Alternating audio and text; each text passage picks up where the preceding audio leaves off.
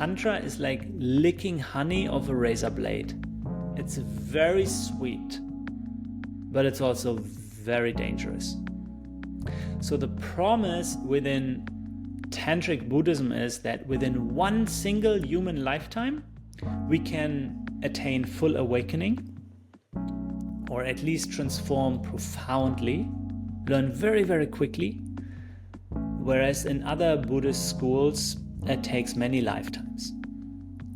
So if you want to get to the top of the mountain, you don't walk around, circumambulate, but you go the cliff right up. Yeah. So if you don't have good guidance and you fall, then you crash. So it's very rewarding, but also dangerous.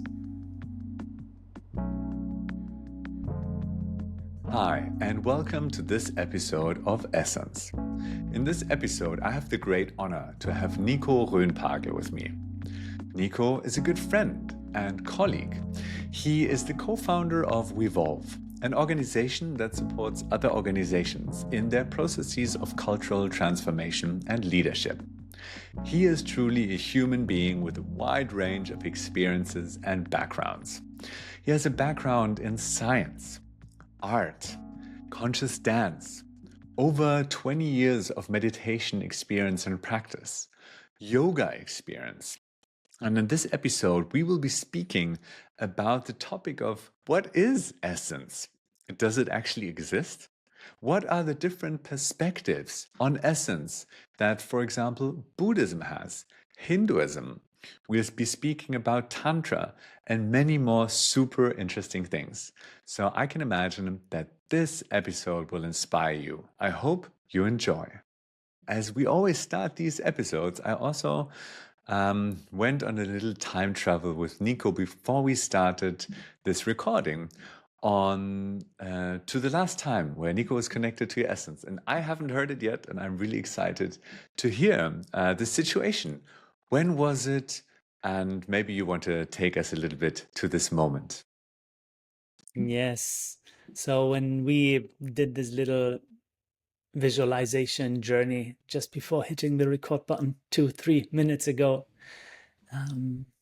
it was my mind. I watched my own mind looking for this and looking for those moments. When did I feel alive? Was it in dance, or was it on the bike, or was it the last time I cried? When was it? Or is it just sitting here right now and actually feeling the breath and not just, thinking about the past and the future? What came up, quite cliche perhaps, is a moment in my meditation this morning. So just a few hours ago, at the end of my meditation practice, there was a moment, or perhaps up to a minute, where I felt very present. Felt very empty, where nothing was in the way, where there was no direction that could exclude anything. So that was the moment that came up. Yes. Thank you for sharing that and taking us to this little moment. And I know that you have been on a longer journey towards that included actually a lot of meditation. And I would love to know a little bit from you, like, when did this journey of yours start? The journey of meditation. Yeah, it's so funny to hear you say, yeah, Nico, you did quite some meditation. It's always relative. Yeah. So yes, I've been meditating pretty much daily for 20 years now. And that might seem a lot. However, from the perspective of a mountain yogi in Nepal, I'm such a fool. I'm such a beginner. Yeah, I want to point that out as well, even to use the word meditation, or to speak of these kind of practices. I try to be humble and acknowledge that I'm, at the very beginning in some regards. And at others, I'm already here.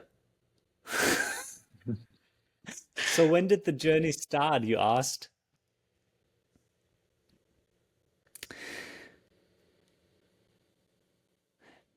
My contemplative journey started when I was 16.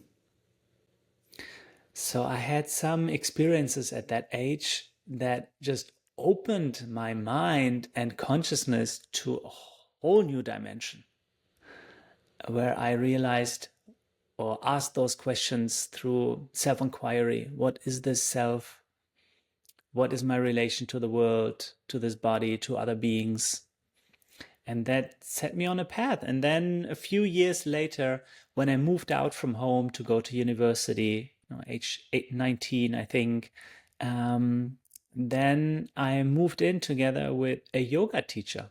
And that was the kickoff to my more formal contemplative journey. If I could travel back in time and meet You this can, John. 16-year-old Nico, okay, I can try. You Maybe you can. can teach me. Yes. If I would ask him, what is meditation for you? What do you imagine what would have been his response? You would have asked, or if you ask now, the 16-year-old Nico, what is meditation? Yeah. He would have responded, I don't know. I'm exploring. I have no idea. That's why I explore. Tell me, what are your thoughts? What do you experience when you close your eyes? What are dreams to you? So it would have been questions. Maybe I would have said it's the state where there's no self, where there's no I, or the I is dissolved in everything, or everything is dissolved in the I. So those experiences of the non-dual I had back then. Yes. That's And that was beautiful. the kickoff. Mhm. That was just the beginning, huh? And I like to watch these videos of, for example, 5 different people or 5 different levels of explaining harmony. How would a 10-year-old explain harmony, up to how would Herbie Hancock, the jazz pianist, explain harmony? And I'm wondering, um, now with 20 years of experience of meditation, what would you answer now? What is meditation for you? And again, I would like to add the humility. So 20 years later, I haven't moved up 5 steps out of a, 10 step ladder. I have moved up 5 steps out of 100-step ladder. Yeah. Just to keep that in mind and to remind myself.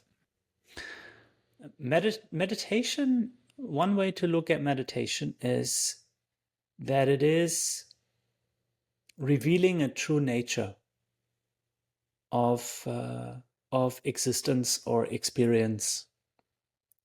And because I'm a Buddhist, yeah, I'm a Vajrayana, a Tantric Buddhist practitioner.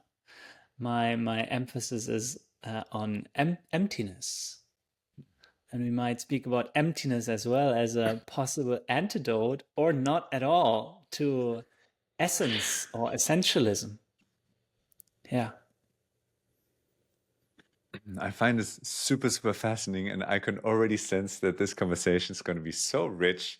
As you've been gathering these different experiences throughout time and really delving into that. I know that you also teach meditation here in Berlin, and you have been teaching that for quite some time. And I was wondering, like, if someone is listening to this podcast who doesn't have any meditation, who would say about himself or herself that he or she doesn't have any meditation experience, what would you say is the connection between meditation and essence in a very simple way?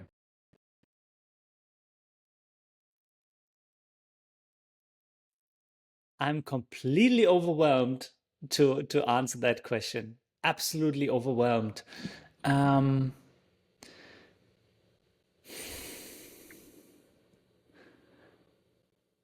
Perhaps it would be meditation brings you to a place where you notice there is no essence. Yeah. Meditation is the experience that there is no essence, and yet there is full presence. Perhaps something along those lines. And does that And, relate or and connect? yeah. Yeah. And I would like to add, so these are higher states of meditation. This is not mindfulness. Yeah. And when we start with what, we call meditation in the everyday, we often mean focusing attention, for example, or increasing our awareness of the self and perception. So the idea of mindfulness. Mindfulness is more about understanding the self.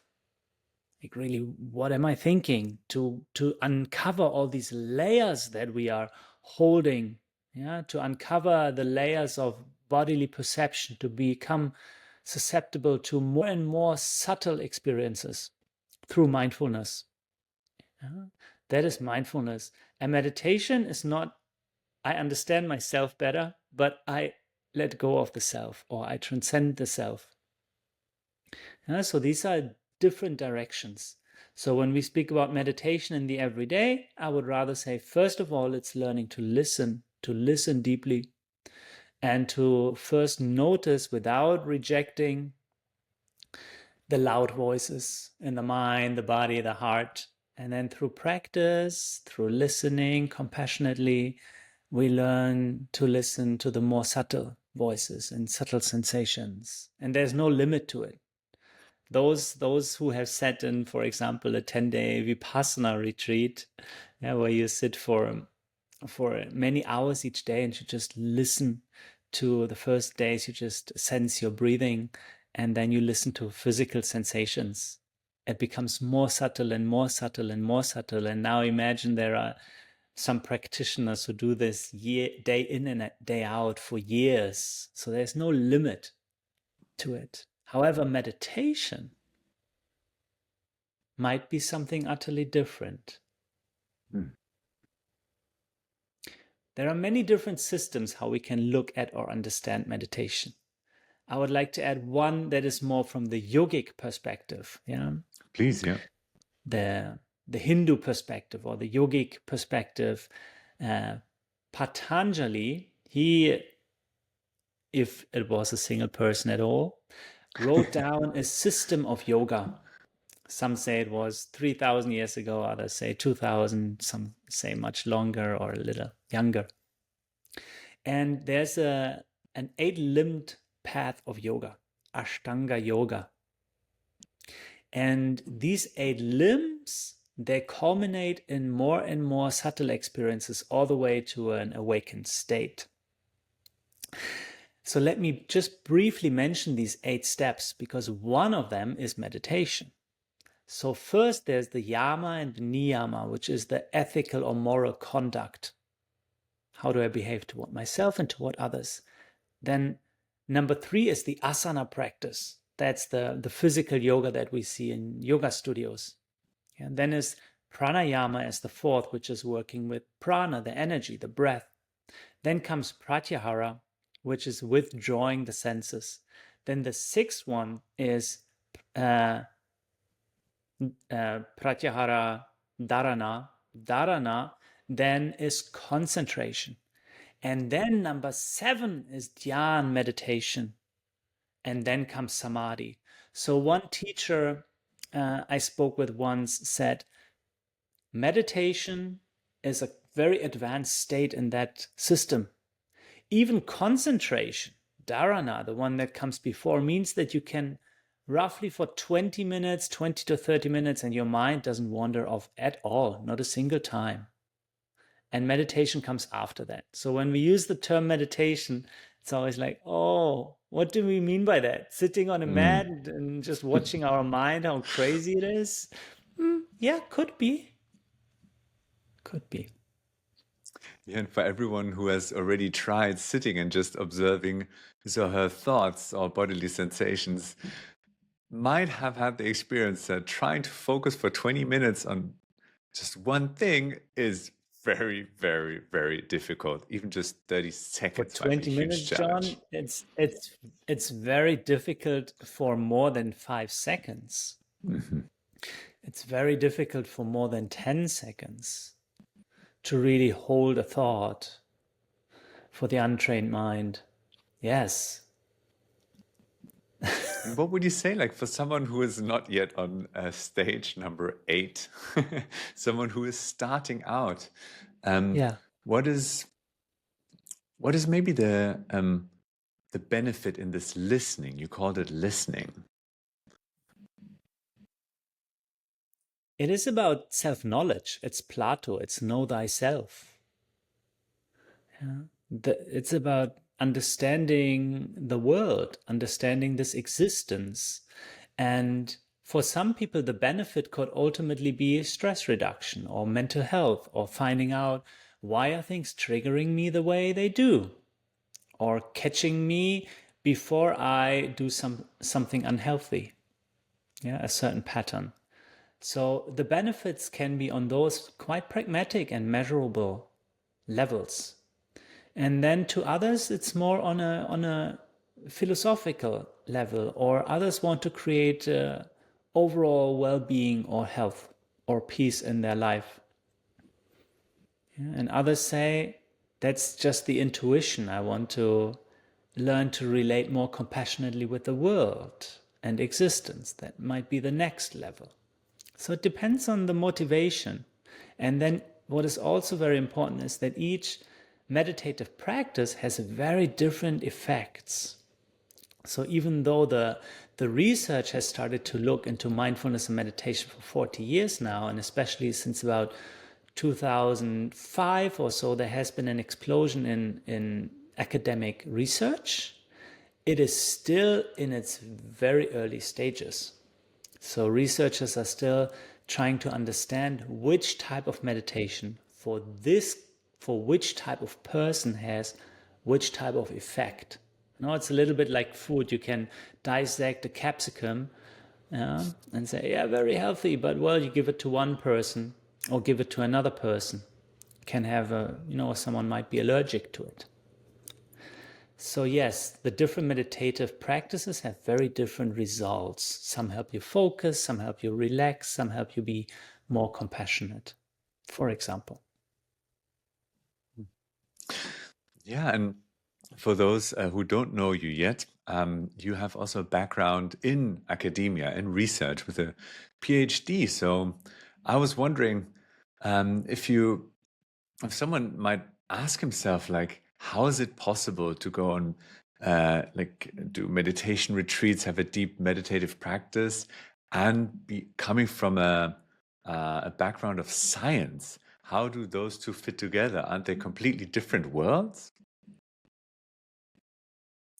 I would perhaps say there are different levels of looking at the world or different layers of looking at the world. Both are true. Yeah? Even a materialist worldview with the existing paradigms and with the existing laws, they make completely sense.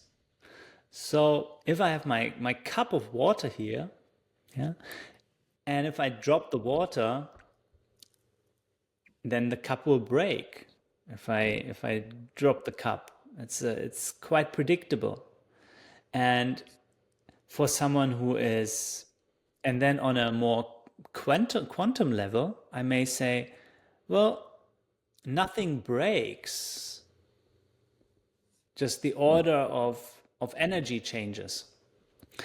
And someone who has a certain spiritual worldview might say, well, there was never a cup, or who is experiencing that the cup is falling, or who dropped the cup. So yeah, there are different realities. Yeah, relative reality, absolute reality, we may call them, and they all have their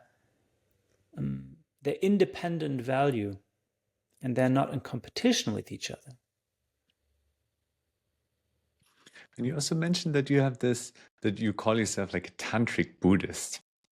how does a Tantric Buddhist um, perspective, what is that on this topic? Like science, spirituality, and this specific Tantric Buddhism perspective. So Tantric Buddhism is Tibetan Buddhism. Okay. Buddhism has three major branches or vehicles. One is the original Buddhism that was from 2,500 years ago all the way up until today.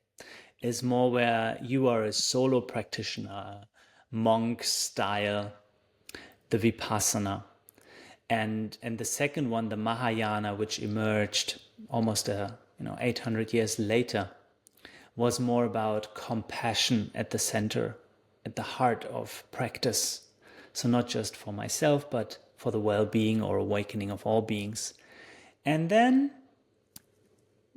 there is Tantric Buddhism, which is Tibetan Buddhism.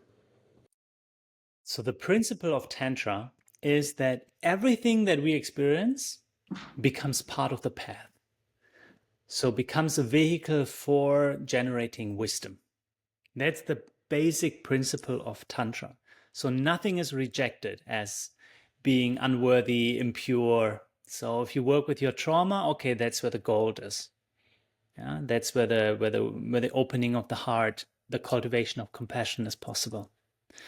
And that is also why in some very few tantric approaches, sexuality, for example, is not rejected. Because it can become part of the path. If you're a really angry person, then okay, work with the energy of anger. So that's your gem, transform that. Moreover, in Tantric Buddhism, there is always a combination of wisdom and method, or of the feminine and the masculine. Yeah, that's one of the ideas we also have of Tantra. Oh, it's somehow bringing together these different energies or polarities, and they create a higher, new order whole. So what is this wisdom and method thing? Yeah. So we could say that method is actually the doing. Yeah, is the more masculine, is the compassion, is how we behave, is all the practices, is maybe even the experience of feeling alive, is doing sport and going for a run, and the way I speak, and doing rituals, of course, in a more spiritual setting. And the feminine, the wisdom, is an understanding of emptiness, so that nothing has an immanent existence. Or we could say that there is no essence. So these two in Tantra need to go together. So giving your best, but without attachment. That's another translation. Like doing all these practices, but understanding, oh, it's empty. So it has no existence on its own. Yeah, everything is impermanent. Like giving your best as if it was permanent, but being so detached from things as if it is impermanent. That sounds like quite a challenge.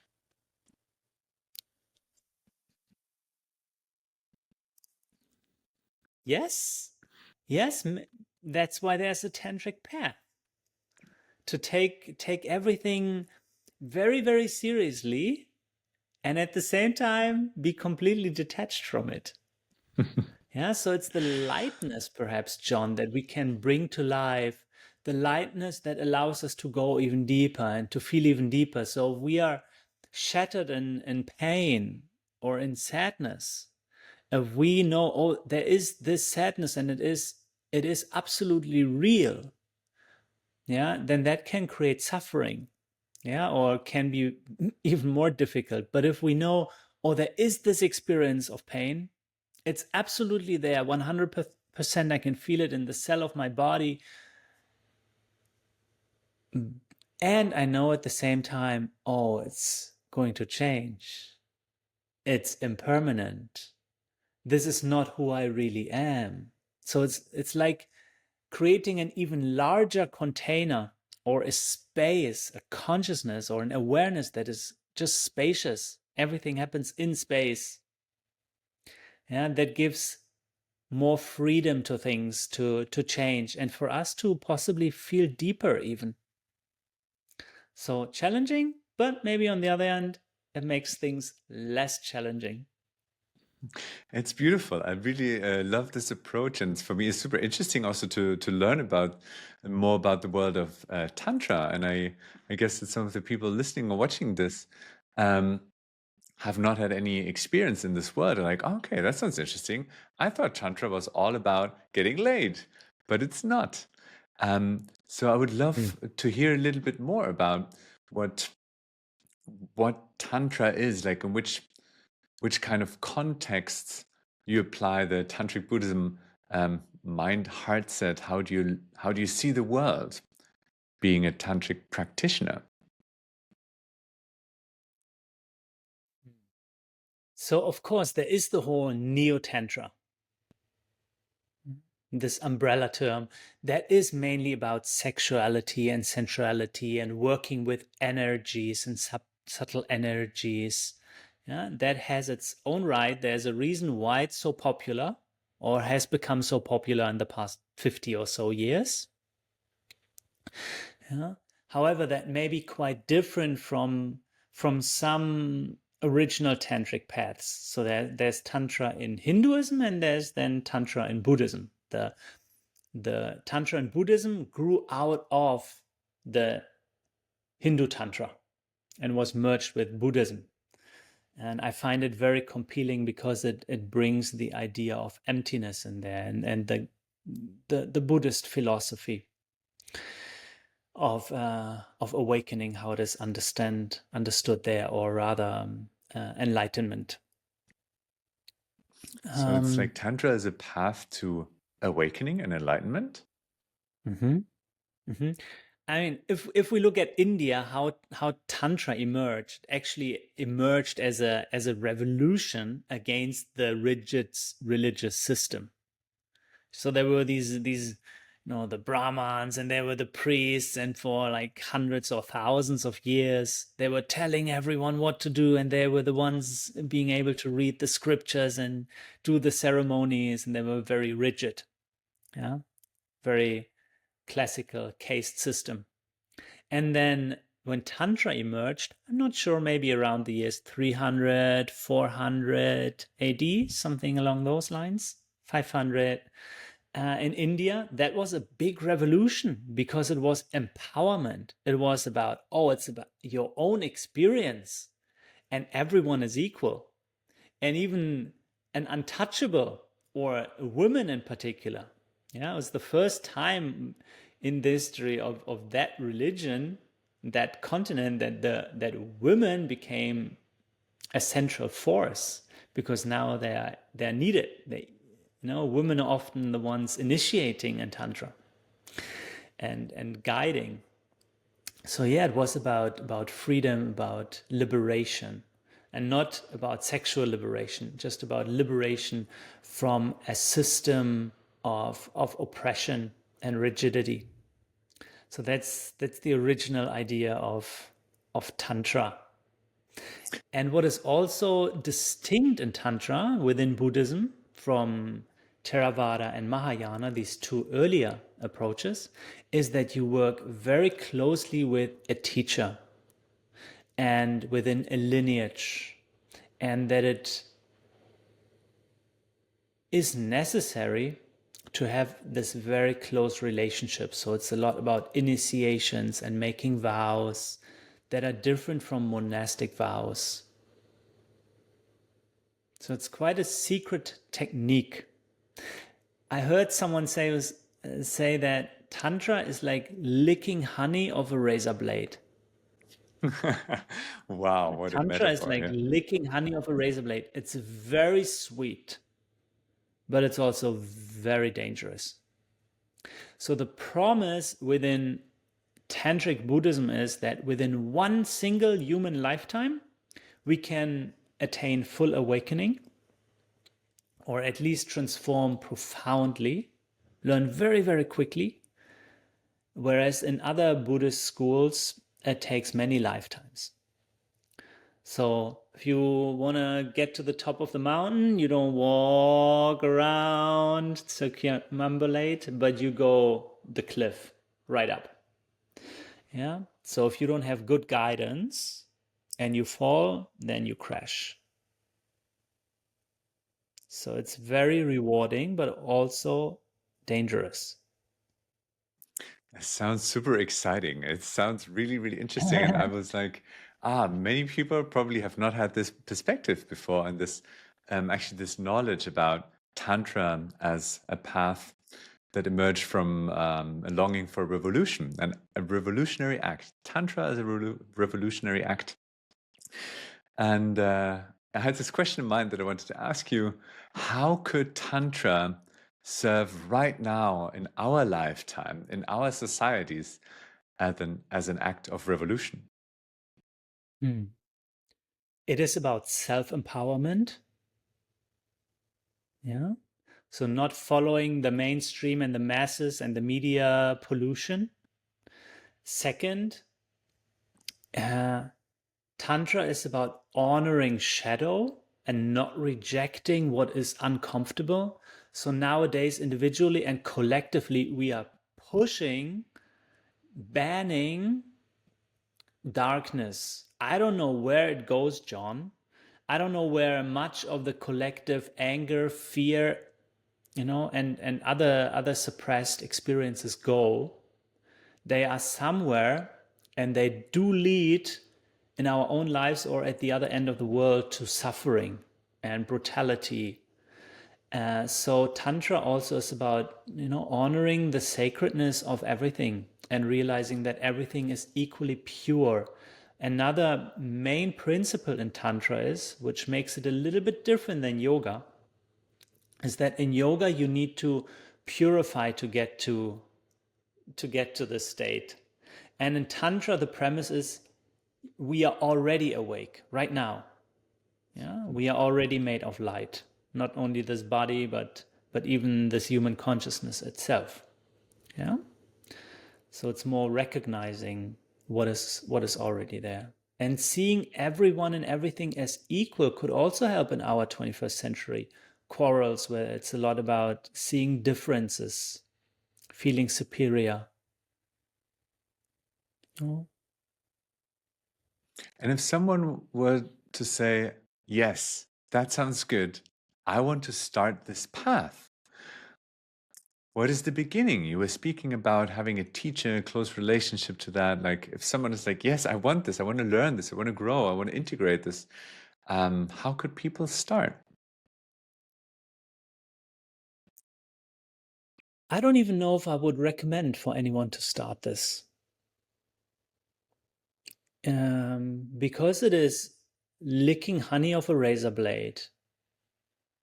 So in these lineages, they say if there's the karmic predisposition for in this lifetime to encounter not only the Dharma, so the Buddhist teachings, but also the Vajrayana, the Tantric path, there must have been very clear past life experiences.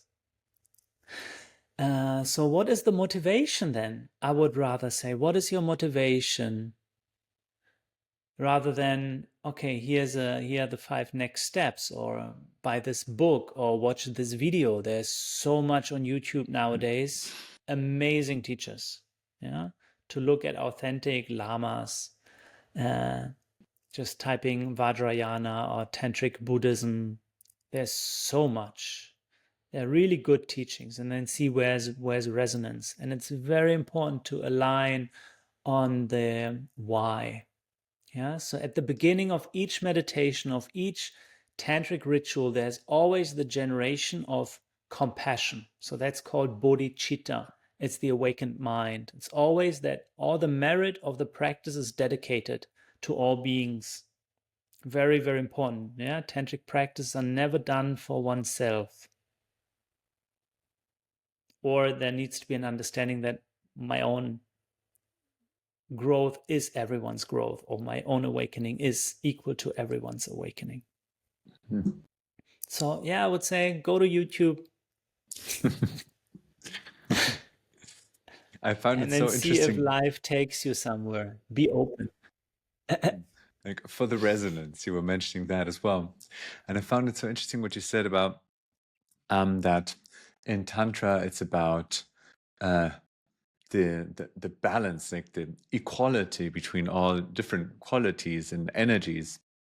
And I like there are these different concepts and approaches. One is, for example, shadow work, also being like, okay, let's work with our shadows, let's integrate them, seeing all the qualities inside of them, in our persona, in our shadow as well.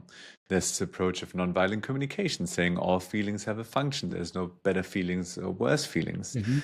And it seems that the tantric approach has like a similar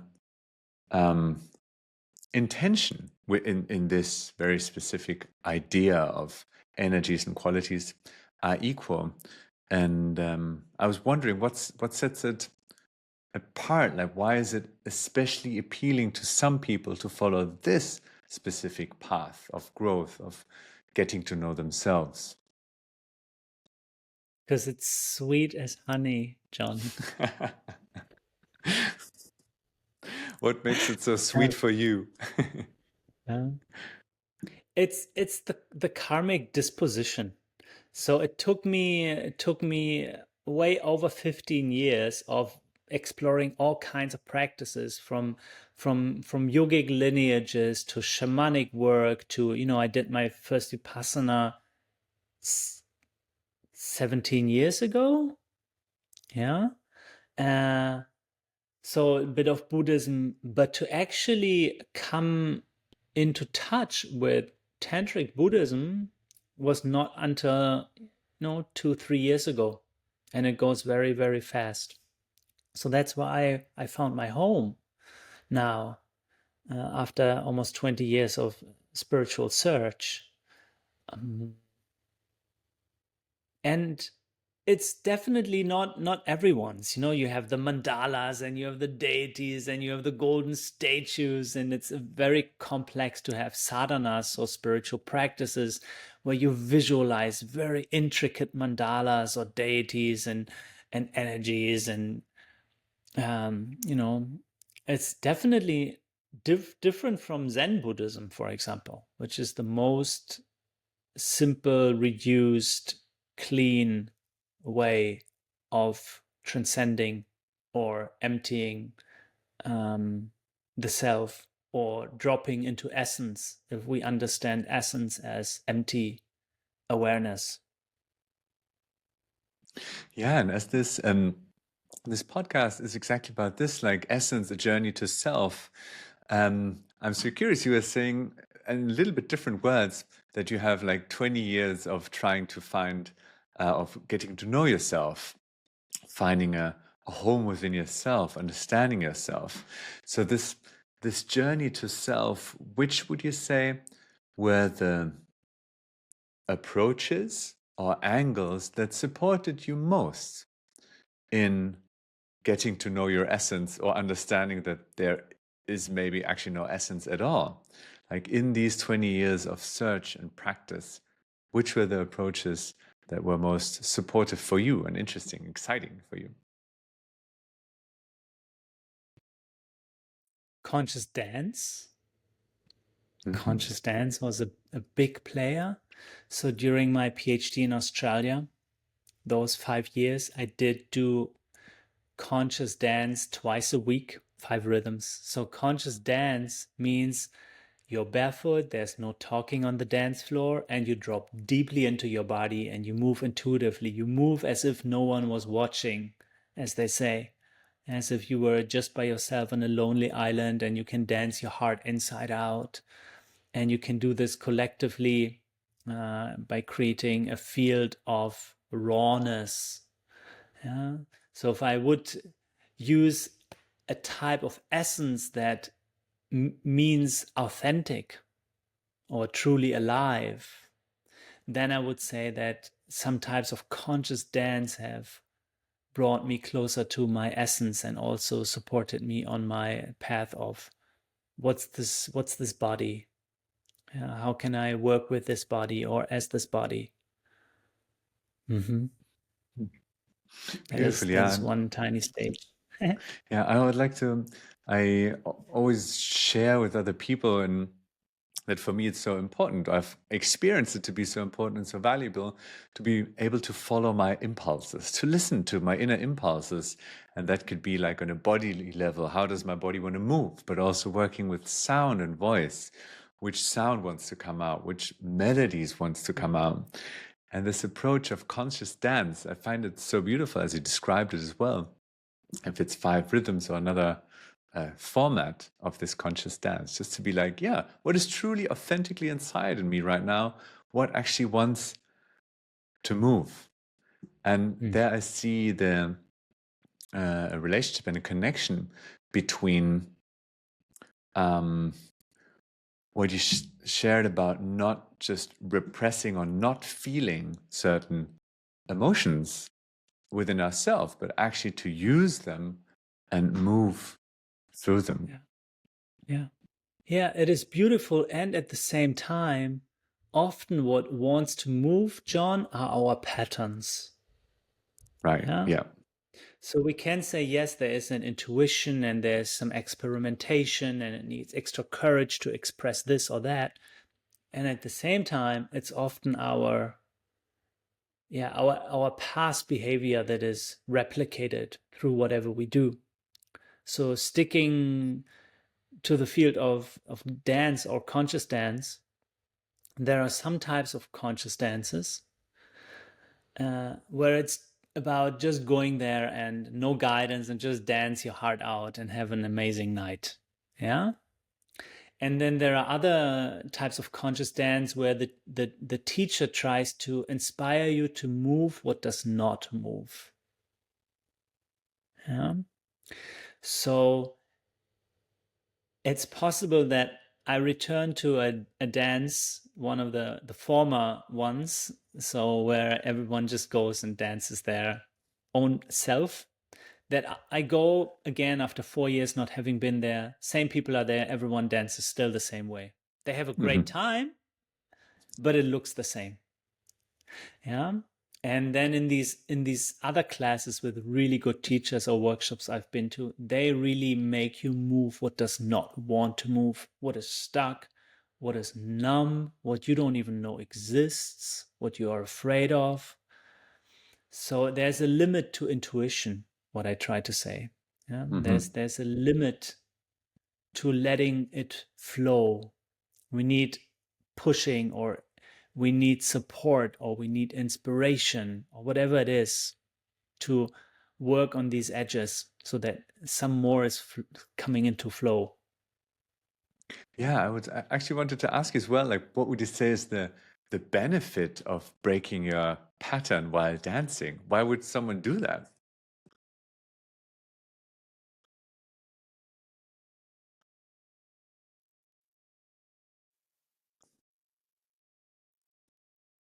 To me, it is so natural to feel myself authentically and deeply and wanting to know more about the world. So not just feeling more alive or feeling more whole or wanting to express. Yeah. To me, it's just the natural state of I want to be real. I want to be deep. I don't necessarily want to feel good, but I want to feel deep. It's just my constitution to trying to look behind things, to lift the curtain. And again, it is often our shadows and our unprocessed stuff. Yeah, trauma is a big word. However, there is often our traumas that function like energy blockages in our system. And they take a lot of energy away, a lot of, it's like 10 systems on the computer running in the background, trying to regulate and suppress and somehow accommodate. And that means we cannot really be present with others. We cannot really share our energy. We often unconsciously create suffering within our own lives and others. So the more, I believe, the more we feel about ourselves, in ourselves through these bodies, the more we can feel the world, the more compassionate we are with us, the more compassionate we are with the world. So very simple. That's why I believe it's important to reclaim what is already there. Yeah, beautiful. Thank you. Yeah, I also see it in this way that I believe that when we are born, our essence just shows itself like naturally, and then throughout our life, we have gathered certain experiences which create blockages and yeah, prevent this from flowing naturally and authentically. And then I Do see you this. feel, Yeah, yeah, go ahead, go ahead. What was your question? when you when you say everyone is born or babies are born with an essence or their essence, to you, do you feel that every baby, every newborn has the same essence? Mm-hmm. Yeah, I Or believe is there that. personality in essence? Yes, it's a fascinating question. Like I believe that's my spiritual view currently of everything is that I believe that there's one consciousness which expresses itself through various shapes and forms.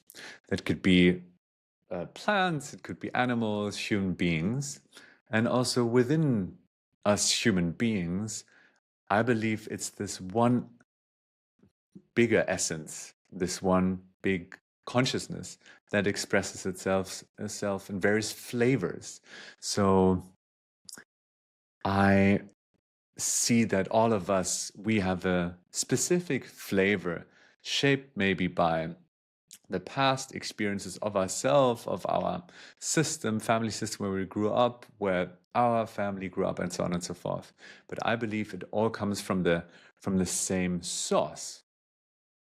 I think that's how I see it. Yeah. Yeah, that's a quite Hindu approach, I'd say. So it's like that Brahma, is this one consciousness thing, yeah, and it expresses itself through everything, yeah, or in Tantric Shaivism, yeah, where you would have this as well. So it's the consciousness itself experiencing itself through Mm-hmm. all shapes, through all multi-trillion gazillion perspectives that exists from a blade of grass to human beings to clouds to any shape. Yeah, and I think that that is natural when we come Yeah, to I the world, and sometimes, then yeah, getting shaped by certain experiences, we I think we lose access to certain ranges, to certain qualities of the human experience, and then it's about also reintegrating that. And some might be due to trauma, as you were sharing. So I also believe that if we see the world as a rainbow of colors, then through experiences we might lose contact to blue or we might lose contact to green. And then it's about, okay, how can I depict and experience this inside of myself to actually feel compassion for the entire world, for the entire human experience on the outside?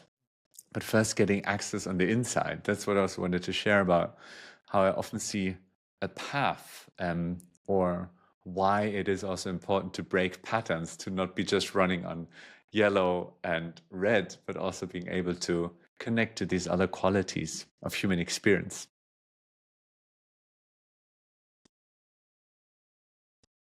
yeah, it does open even more philosophical and speculative questions, Mhm. like why am I not, or is even a newborn conditioned or has cannot see the yellow or too much of the blue. So yeah, there are these different descriptive frameworks. We could say, oh, it's the parent's DNA, and it's even the time, the 40 weeks in the womb are actually shaping babies very, very much. And a more transcendental or Buddhist view would say, well, they also bring a lot of karma, yeah, even before they enter the womb, so to speak. Would that be like the Tantric Buddhism perspective on that as well? Being like, okay, they, in this case, babies come with karma to the world. Oh yeah, that would be that perspective. So within Buddhism, we sometimes have this idea, oh, I had a 10 or 20 or 1,000 or 10,000 past lives, be it as humans or others. It's of course much more difficult because first of all, there's not this linear time that we have in our current understanding through human consciousness. But it's also that there are according to a sutras or Buddhist saying, we all have had more reincarnations than there are grains of sand on this planet. This is why they say we have been in each other's arms and relationships, in all of them. Everyone has been your father and mother, lover or child, and because there are trillions and trillions, yeah, of past lives, so to speak. And yes, we do bring, according to those frameworks, we do bring those karmic traces that are like clouds or accumulations of these experiences. And the more recent ones are more dominant. Yeah. And the difference, as we spoke about yoga and Hindu and Tantric and Buddhist, so the difference is that in Hinduism there is an essence, there's a soul, yeah, there's an Atma, and in Buddhism there's no soul. Yeah, that's the difference between, also for those listening who might not know what's the same, what's the difference. Well, that's what Buddha had Hindu teachers, and that's what made it apart. He said, no, there is no essence. There's, at least in the sense of, there's no soul. That is so fascinating. I actually didn't know that about this different worldviews on this specific topic of essence. So I'm actually really curious if ever in the coming future there will be Buddhists coming to the workshops and coaching journeys on essence, that are actually like, hey, that doesn't even exist. It doesn't make sense to be here. I'm curious. Yeah. I recently listened to an interview with a researcher who looks at the adverse effects of meditation. Mhm. And she also teaches, I think it's at Brown University, so top university, and they teach courses. She's a psychologist, and it's an interdisciplinary course on, neuroscience, etc. They teach there's no self. There's this idea of self does not make sense whatsoever. So even from within materialist frameworks, yeah, psychologists, neuroscientists, they increasingly challenge this notion of there being a self rather than an experience that includes a self, or an experience where we add the self, or where we use experience to sustain the idea of self. Listening to you right now, I actually have also this strong longing for another podcast episode, an entire one on psychedelics, because I think that can be interestingly connected as well. The question of essence, psychedelics, and self, transcending Hyper yourself. interesting. Yes. Yeah. And Yeah. also actually We connected are with in this. trauma. Yeah, we are in this psychedelic revolution. Yeah. That means there has been research on psychedelics in the 70s, and then it was shut down by the US government, and there was pretty much a ban worldwide on researching psychedelics. And nowadays, for the past 10 years or so, we know, holy moly, we have neglected this research for 40, 50 years. And now the top universities and centers around the world are looking into research, mainly for therapeutic reasons, etc. But it also does raise some questions on what is the self. Mm-hmm. Because people make profoundly different experiences where, for example, there's this thing called ego death. So the death of the sense of self, the dissolution of the self, which is the key thing we dread when we die, our fear of death. And I had dreams at night where I was either Nico or I was another person, and it came to the moment of dying, like jumping off a cliff or knowing I would die or I would see someone else die. And it shows me then how deep the fear is of dying, even if I'm in a dream and I realize it's a dream and I should just jump off the cliff. In Tantric Buddhism, in sleep and dream yoga, there are these practices where when you become a really lucid, stable lucid dreamer, meaning you are aware that you're dreaming while you're dreaming without waking up, and you learn to control your dreams, that then you also, as one of the practices you do, is you get, for example, intentionally eaten by dangerous animals. So you kill yourself in dream without waking up, and you realize, oh, it continues. There's a continuation of consciousness. Yeah, even if it's very painful, even in dreams, if someone cuts off your arm, it's still very, very, very painful, depending on the type of dream. So you can practice dying in dreams. Yeah. Do you do that? So, well, I just mentioned that I noticed there's so much fear. So no, I have not managed that. That takes even longer. Yeah, so I've been engaged with dreams for 15 years now. But this particular practice where you die again and again in dreams, and then maybe you realize, something continues. Something continues, but it has nothing to do with myself. It has nothing to do even with the sense of self. It has nothing to do with Nico, with this body. So the question of essence in Buddhism is, is unresolved. It's not a soul, not this type of essence, but there's something that is like a pure awareness, perhaps, that is just like space that remains, that we could call essence, even though Buddhists would not call it essence. Wow, that is so fascinating.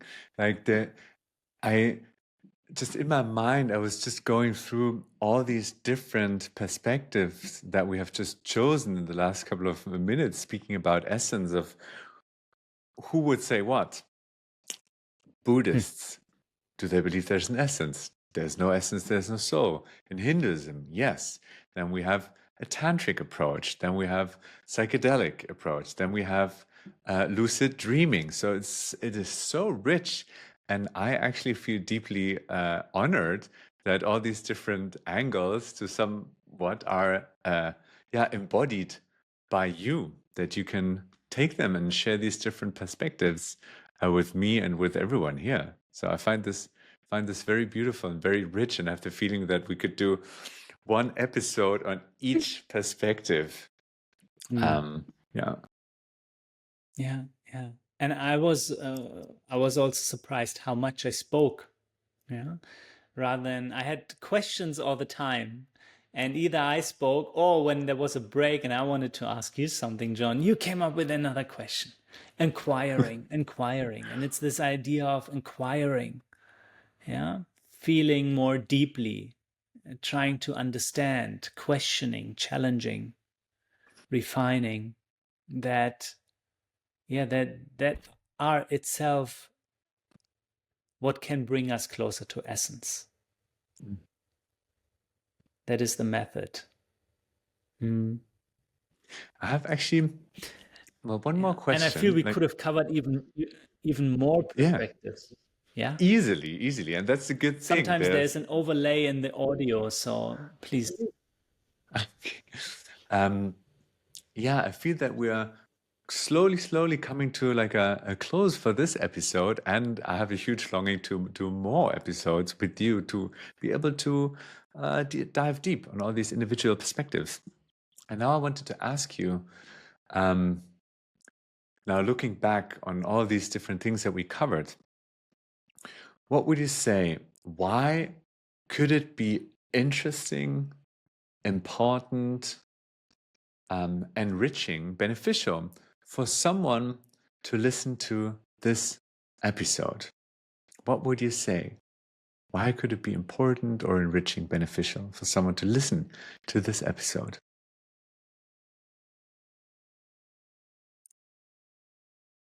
Perhaps it could be important to listen to this episode, to be inspired to let go of some ideas that are fixed, or to let go of some past experiences that have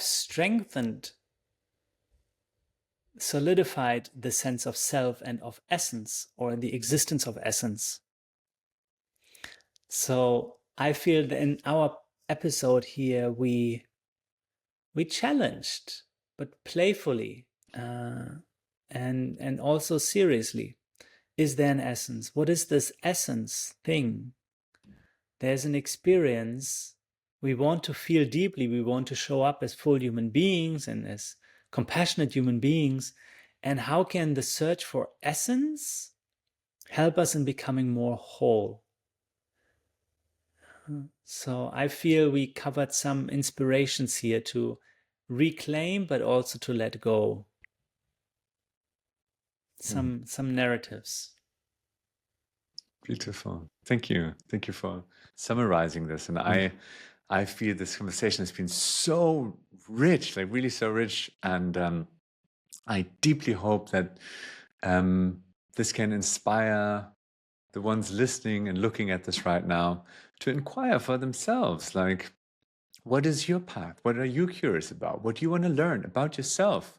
What do you want to unlearn? What do you want to let go? What do you want to integrate and claim for yourself? So yeah, I just want to say a big thank you to you, Nico. Thank you so much for being here, for sharing your vast range of experiences with the world. So thank you so much. Amazing, John. I also greatly enjoyed this conversation, and I noticed how difficult it is for me to not go too deep, or to at least find ways that are not too abstract. Because in my mind, everything is clear or full of questions, but to articulate either what is clear or the questions is difficult, and I don't do often. So I thank you for the opportunity, for giving me a chance to articulate and inquire as we speak. Very welcome. And the quest continues. So thank you everyone for sticking around. I'm looking forward to connecting with you in the next episode of Essence.